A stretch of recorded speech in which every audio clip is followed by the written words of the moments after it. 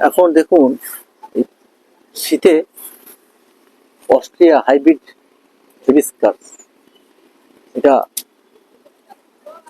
Austria জবা বা hibiscus বলা হয়। দেখুন কি সুন্দর ফুল ফুটেছে। আমি এর ভিডিও আগে দিয়েছিলাম, এই পিঙ্ক কালারের ফুলের ছবি আগে দিয়েছিলাম। দেখুন যত ঠান্ডা বাড়ছে, এর ঠিকভাবে পরিচর্যা করার ফলে এর ফুলের সাইজও অনেক বাড়ছে, অনেক বড় হচ্ছে সাইজ। দেখুন এর প্রতিটা ডগে ডগে, কিছুদিন আগে মিলিবাগের জন্য একতারা 1 গ্রাম পরিমাণ 1 লিটার জলে গুলে স্প্রে করেছিলাম সূর্যাস্তের আগে, সূর্যাস্তের ঠিক 1 ঘন্টা আগে, 3টে থেকে 5টা মধ্যে। দেখুন প্রতিটা ডগে ডগে মিলিবাগ সাদা সাদা এসেছিল, কিন্তু এখন ভালো হয়ে গেছে। দেখুন এক একটা ডগে 3টে 4টে করে কুড়ি এসেছে। আর এইভাবে গাছের এক একটা জবার সাইজ এইভাবে দেখা যাচ্ছে। যেটা পিঙ্ক কালারের জবা, বিশাল সাইজ এসেছে। এখন ঠান্ডার জন্য এই ফুল 6-7 দিন স্টে করে, 6-7 দিন স্টে করবে। আর এই হাইব্রিড অস্ট্রিয়া জবা বা হিবিস্কাস মোটামুটি শীতকালেতে প্রচুর ফুল দেয়।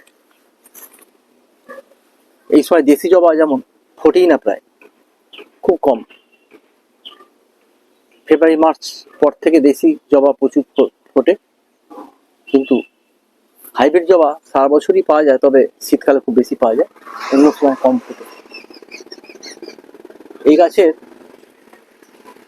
ঠিকভাবে পরিচর্যা বলতে, যদি নার্সারি থেকে অক্টোবর মাসে আপনি গাছটা নিয়ে আসেন, অক্টোবর মাসের 15 তারিখের পর, তাহলে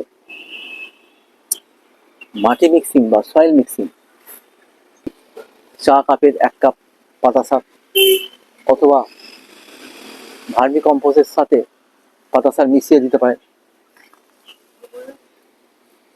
তারপর আর1 মাস ছেড়ে দিয়ে আপনি সর্ষে খোল জল দিন। 100 গ্রাম সর্ষে খোল জলে 1 লিটার জলে ভিজিয়ে দিন। 4 থেকে 5 দিন পর সেটা গুলিয়ে নিন। গুলিয়ে চা কাপের 1 কাপ নিয়ে 1 লিটার ফ্রেশ জলে গুলুন। মনে রাখবেন সর্ষে খোল খুব মোটা ভাবে দেবেন না, পাতলা ভাবে জলে মিশিয়ে পাতলা করে নিতে হয়, যেভাবে বললাম। তাহলে গাছের গ্রোথ ঠিক থাকবে, গাছ সে সারটা নিতে পারবে।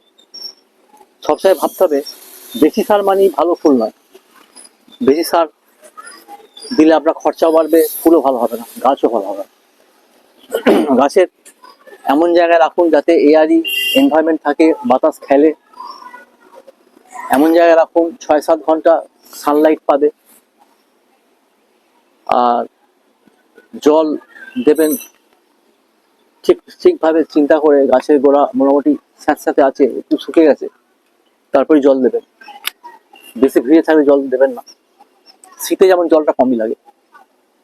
ওভার ওয়াটারিং গাছের ক্ষেত্রে খুবই খারাপ। ফাঙ্গাস তৈরি হয় গাছের গোড়ায়, গাছের গ্রোথ কমে যায়, অনেক ক্ষেত্রে গাছ মরেও যায়। আর ওয়াটার লগিং থেকে সাবধান। আমি দেখুন এখানে পলিব্যাগে লাগিয়েছি গাছ, এতে ওয়াটার ড্রেনেজটা খুব ভালো হয়। আপনি মাটির টবেও লাগাতে পারেন, 8 ইঞ্চি অথবা 10 ইঞ্চি টবে।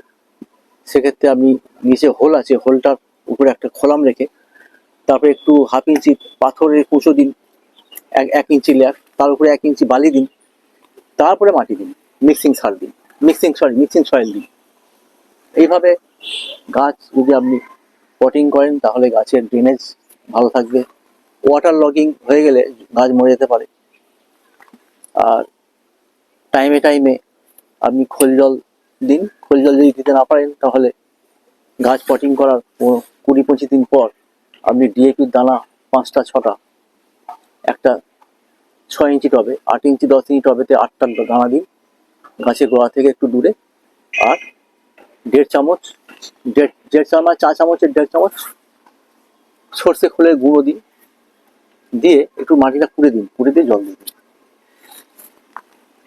এই গেল আপনার সারের ব্যাপারটা। আর ওষুধের জন্য আপনি রোগ পোকা দমনের জন্য কাকা 1 ml 1 লিটার জলে গুলে বিকালের দিকে স্প্রে করুন। আবার 10 দিন 15 দিন পর আপনি ফাঙ্গাসের জন্য অ্যামিস্টার 1 ml 1 লিটার জলে গুলে বিকালের দিকে দিন। আর 7 দিন গ্যাপ দিয়ে নিম অয়েল 1 মাস পর পর 3 ml 1 লিটার জলে গুলে স্প্রে করুন। গাছের গ্রোথ ভালো হবে, ফুলের রং ভালো হবে, ফুলের কালার ভালো হবে, আর এইভাবে ফুল খেলবে, এইভাবে সাইজ বড় হবে, ফুলের রংটা খেলবে, পরিষ্কার লাগবে, একদম ধপধপে। এইভাবে পরিচর্যা করলে অস্ট্রিয়া জবা অর্থাৎ হাইব্রিড জবা পুরো শীতকালটা ফেব্রুয়ারি মার্চ পর্যন্ত ভালো ফুল পাবেন। তারপরে গাছ মরবে না, সারা বছরই গাছ থাকে ঠিকভাবে যদি পরিচর্যা করা যায়। পরিচর্যা ঠিকভাবে না করলে গাছ অনেক ক্ষেত্রে মরেও যায়, নাহলে গাছ বেঁচে থাকে, সারা বছরই ফুল দিতে থাকে। তো কখনো কম কখনো বেশি। তো এই হলো আপনার যে আমার যে নলেজ জবার অস্ট্রিয়া হাইবিস্কাস বা অস্ট্রিয়া জবা, যে আমার নলেজ যে ছিল সেটা আপনার সাথে শেয়ার করলাম। সাবস্ক্রাইব করে সঙ্গে থাকবেন, ভবিষ্যতে এইভাবেই আপনাকে নলেজ দিয়ে থাকবো। কমেন্টসে অবশ্যই লিখবেন, লাইক করবেন, শেয়ার করবেন। সকলে ভালো থাকবেন। থ্যাংক ইউ, ধন্যবাদ।